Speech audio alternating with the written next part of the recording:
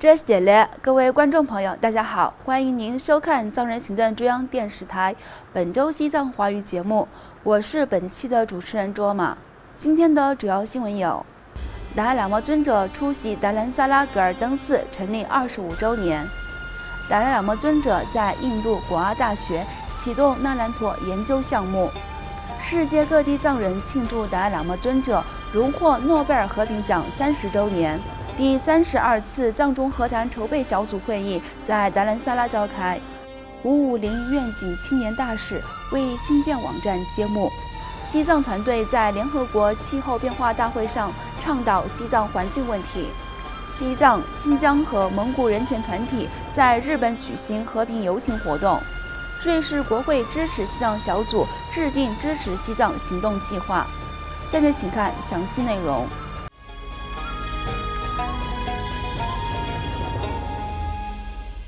西藏精神领袖达赖喇嘛尊者于本周六12月7号应邀出席印度北部达兰萨拉的噶尔登寺成立25周年庆典，并在致辞时呼吁藏传佛教各教派通过逻辑理论来实践信仰，而不是仅靠信仰。藏人行政中央民主3大支柱的领导人、前首席部长桑都仁波切，以及来自藏传佛教100多个寺院和佛教机构的代表出席了庆典。达赖喇嘛尊者致辞时，主要解释了那兰陀佛法与当今社会情绪危机的关联，但也强调佛教徒不应该执着于盲目信仰，而是应将透过理论来学习佛法，进而改变内心作为终极目标。尊者进一步强调，西藏所继承的那兰陀佛法传承绝对能够为解决今天的社会问题而做出贡献，利益世人。尊者鼓励藏人继续透过修学来延续西藏文化。在强调了西藏珍贵文化的同时，尊者指出，包括154名藏人自焚和西藏境内为自由事业献出生命的藏人同胞的勇气与信心，来自于西藏独特的宗教文化与语言。因此，即使是为了西藏的自由抗争，也应该大力复兴自己的宗教文明。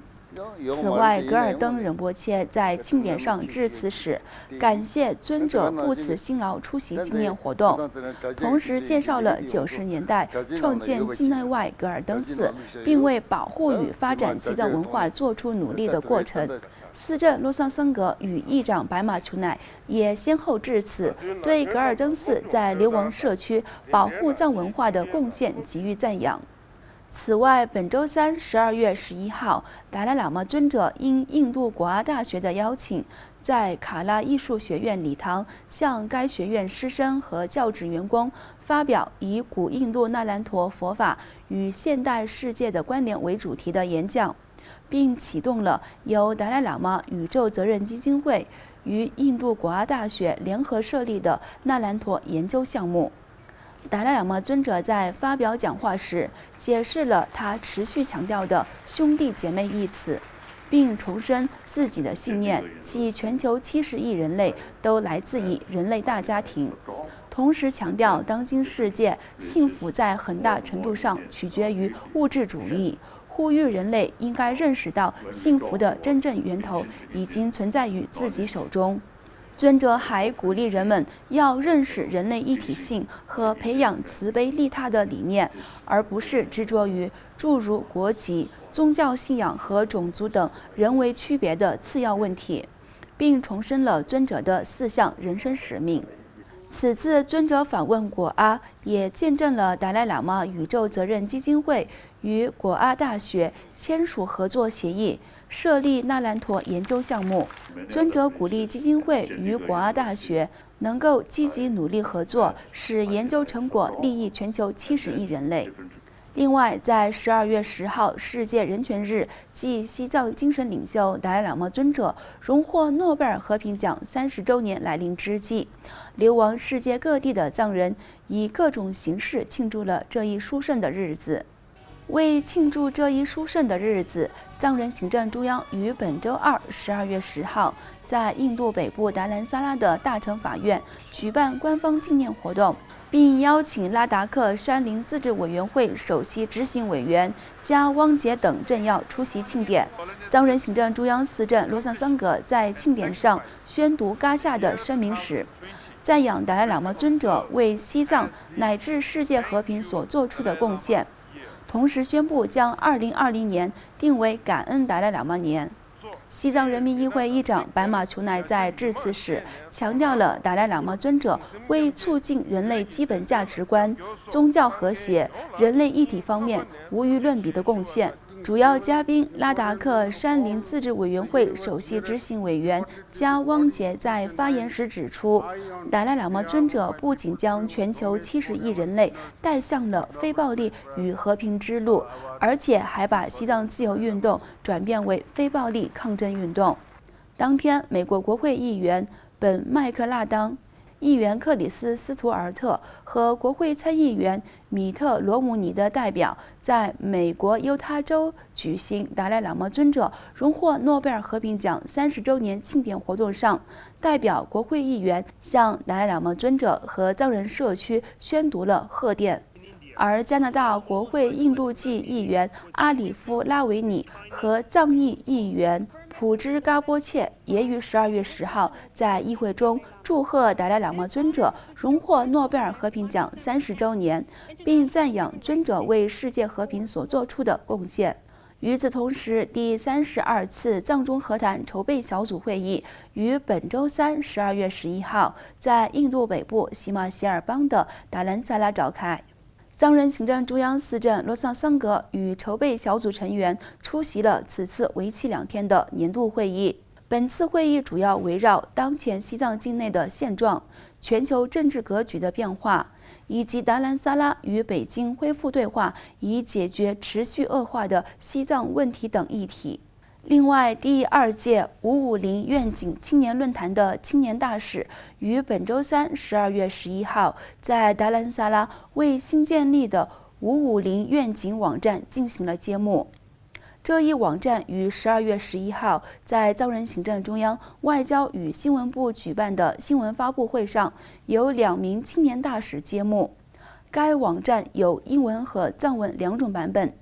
该网站将为参与550愿景青年论坛的藏人青年提供了一个项目合作和讨论的共享平台，促进青年论坛的制定行动计划，以及实现550愿景总体目标。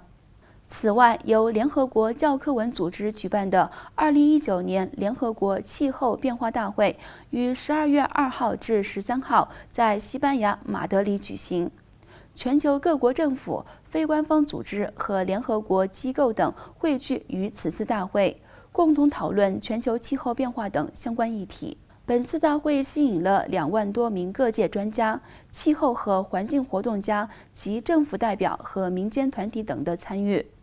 藏人行政中央外交与新闻部下属西藏政策研究中心西藏问题环境研究员丹巴坚参和德信巴姆以及远藏人士等组成的藏人代表团也参加了本次大会，并向与会各国代表介绍了西藏生态环境的重要性和紧迫性。藏人代表团相续参加了联合国气候变化大会的官方和民间团体的会议。代表团已和来自20多个国家的官方代表会面，介绍了西藏生态环境的重要性，并敦促与会各国代表将西藏的生态环境作为全球气候变化讨论的重点。12月6号，西藏团队参加了由励志少年格丽塔·桑伯格领导的气候游行活动。在这次游行活动中，西藏团队引起了人们的广泛关注。12月7号，西藏政策研究中心和西班牙西藏之家在马德里联合举办了第2届西藏气候行动专题研讨会，向世界各国的与会环境专家和学者介绍西藏生态环境的重要性和紧迫性。另外，在世界人权日来临前夕，流亡日本和瑞士的藏人联合东突厥斯丹、南蒙古和香港与台湾的人权团体举行和平游行活动，向国际社会介绍在中共统治下各少数族群极度恶化的人权状况。在日本，由西藏、东突厥斯丹、南蒙古和香港与台湾的人权团体在东京剑草区联合举行和平游行活动。游行队伍高呼抗议中国在西藏、东突厥斯丹、南蒙古和香港侵犯人权的口号，引起日本民众的支持和关注。另外，流亡瑞士的500多名藏人和支持者从联合国人权事务高级专员办事处开始，到日内瓦联合国总部前进行和平游行，呼吁联合国和国际社会关注西藏的人权状况。请继续收看今天的最后一则新闻。